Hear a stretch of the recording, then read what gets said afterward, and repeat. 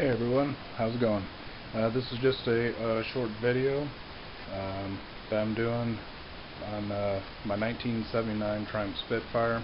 I just recently got it back just a couple days ago. So this is kind of a before video, before any work is being done on it. So I'm just going to give you a quick tour of the car, and from there I'll be doing pictures and all, and then maybe some video footage during some of the processes of getting it fixed, and of course a final video at the very end showing what the end result is. So this is it right here. I have it in a storage unit right now because I don't have room for it at my home. Here in the boot, I know it's really hard to tell because there's so much crap in here. There's an old luggage rack, but unfortunately I'm missing the ends that secure it to the trunk. All the holes are there. For the brackets, just no brackets. It was like that when I got it. This is like the very worst spot in the trunk. Down here you can see light coming through these holes where rust has ate through that bottom panel. And like I said, it's hard to tell, but the rest of the trunk is in amazingly good condition. Very little rust and rot, and all. So I mean, I'm moving some stuff around to try to give you guys a better view. But I mean, you look up here, and all that's in pretty good shape, and I can't really get too much stuff to move around. But down here is another section. There's a factory hole down there. That's I think for like draining water or whatever. I think there should be a rubber plug there, but in this case there is not.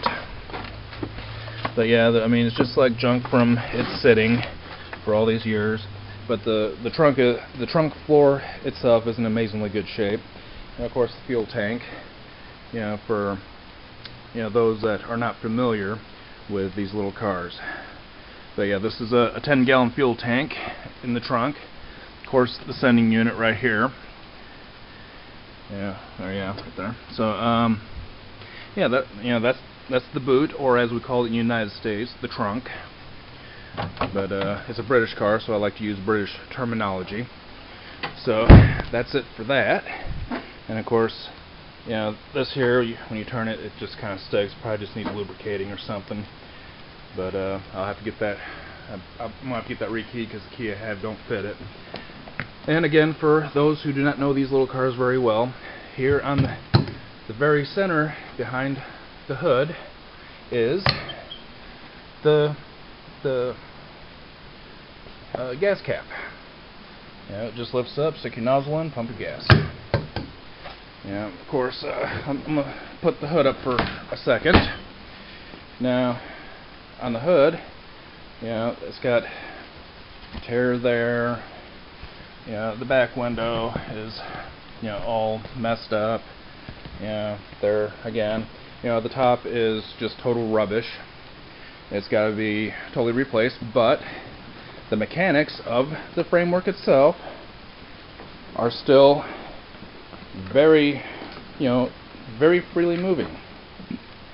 And to give you guys a perspective of how long this car has sat for 14 years doing absolutely nothing, exposed to the elements. It was sitting underneath the pole barn, but still there's no sides on that building at all. It was just kind of like a big roof, so it was still getting beat from the sides with snow and rain and all kinds of stuff. So it's been exposed to the elements almost the whole time, except for the very last year. It was I actually helped my mother move it into her garage, make a space for it and put it in there. So for the last 1 year it has been out of the elements. But I mean, the framework still moves very easily.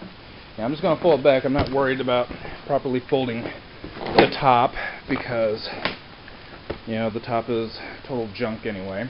Just want to make sure I don't damage my my framework for my top. These are rusted solid. They won't even move down, move up. they just kind of bend. You know, on the dash, you can see down here where the veneer is, you know, just, you know, not looking too good. It's starting to peel, you know, and all that. But the speedometer on these, for those who do not know these cars, it reads 110 miles an hour. So actually 120 if you want to count that last notch. Good luck doing it in this car. These cars were not so much built for speed. They were built for maneuverability. Here's the tachometer. You know, it registers all the way up to 7,000 RPMs, although I would not recommend taking it to that. And of course, fuel gauge, temperature gauge, headlight switch, you know, your ventilation switches, and so forth, and even a cigarette lighter, which I'm sure does not even work anymore. It does have the Triumph gear shifter knob. It's probably aftermarket though, I'm sure, but it's, you know, it's pretty well aged. It's been a car since I've had it. You know, the floorboards down here, as you can see, you know, are not very good at all. Right here, I can get a little bit of better light going on. There we go. You can see the concrete floor underneath, and of course the other thing you see in there is a flat cardboard box that I've put under the car in case it leaks any oil, because I don't need extra, you know, charges and fines at my storage unit. But the doors, they open pretty well. They do stick a little, but you know, they got a little squeak to it, but it doesn't take much to close them at all. The other door sticks a little bit more than that. It's just probably the doors being out of adjustment. Back here underneath the top, yeah, of course the back panel there is junk and all, but the back part, the metal is in actually really good shape. No, you know, it's dirty, but it's not rotted, so that'll be easy to take care of. Go to the passenger side real quick, and let me give you a rear view. That's the rear view of it. Still got the original factory rubber bumpers, which I plan on keeping.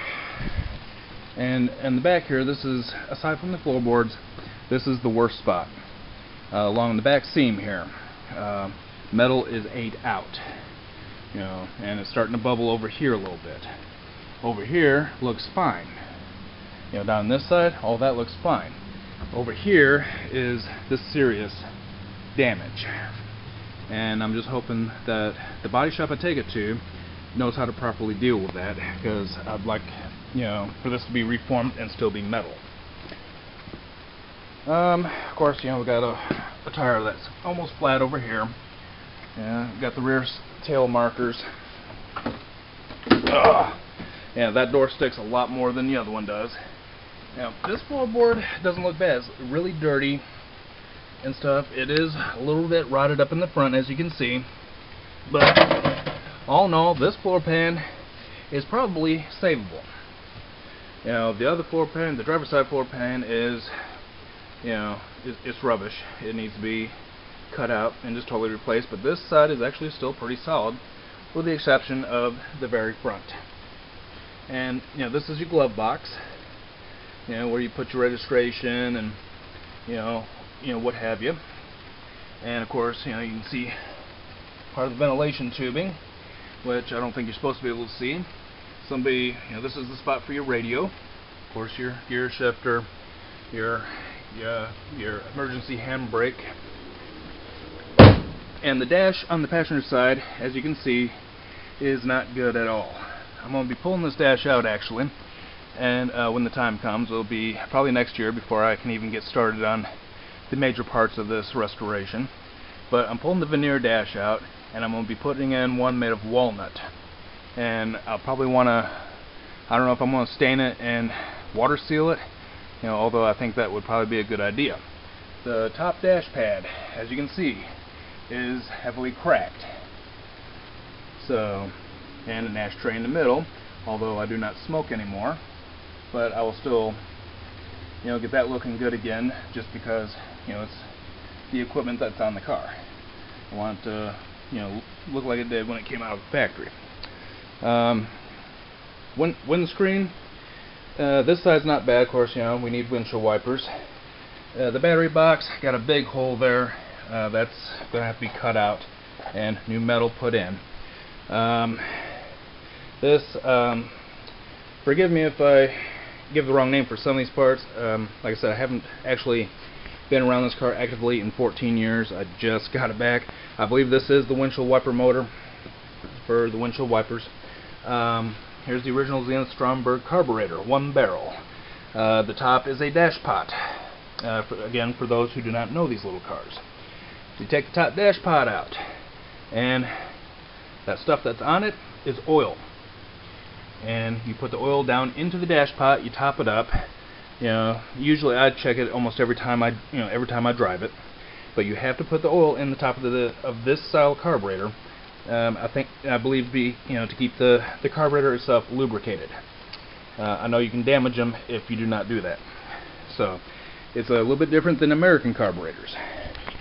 And of course, here's the main engine itself. This is a 1500cc power plant, and I think I'm just recalling from memory. I believe stock horsepower is something like 65 horsepower, or right around that neighborhood. Of course, your radiator, your coolant fill for your radiator. This is a very small radiator with a electric fan, and then there's your pulleys and one single V-belt. So I apologize about the lighting if if things seem a little dark here and there. It is quite overcast out today, and I have no electricity in my storage unit. So that's the coil. Then the first big one here is the brake master cylinder.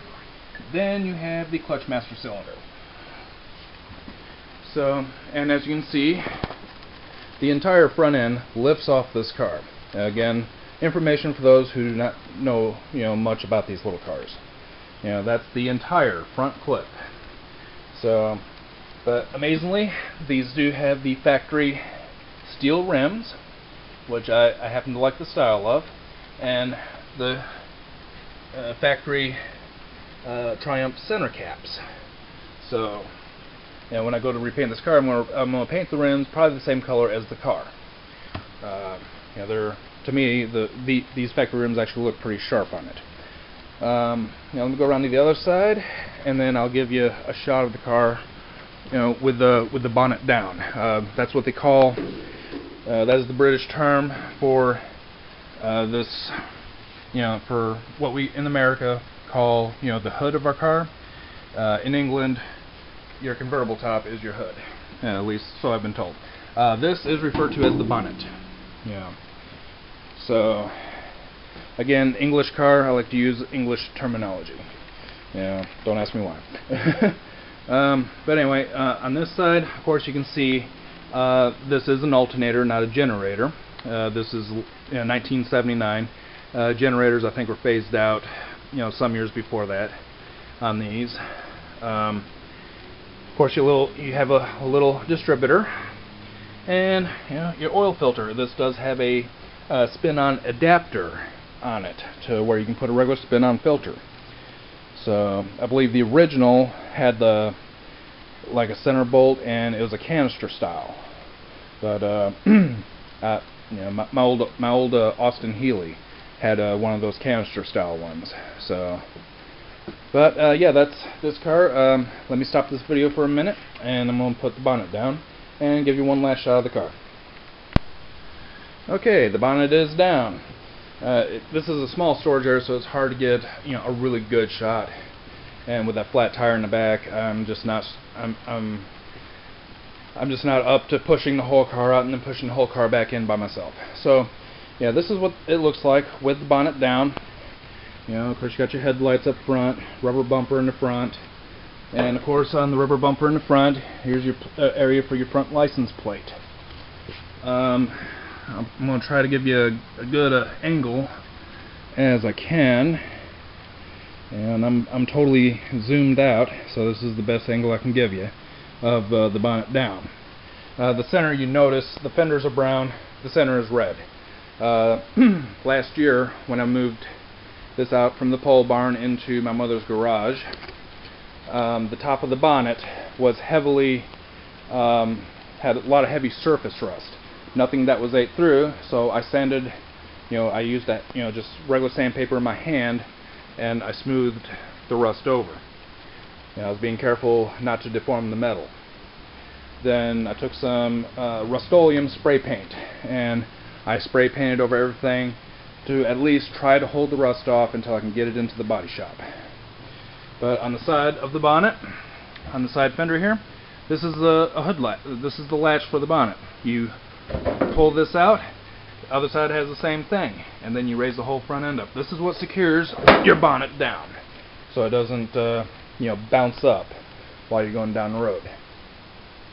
So that's it. That's my 1979 Triumph Spitfire, and it's really dirty right now because it came down some dirt roads and stuff on its journey here.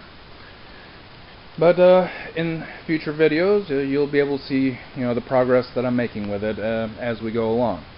So that's it. That's it for the video on this car. So just keep checking back, and I'll try to get some new videos made as I get started on the work, which I'll be honest, it will probably be a little while. So anyway, thanks for viewing, and have a great day. Bye bye.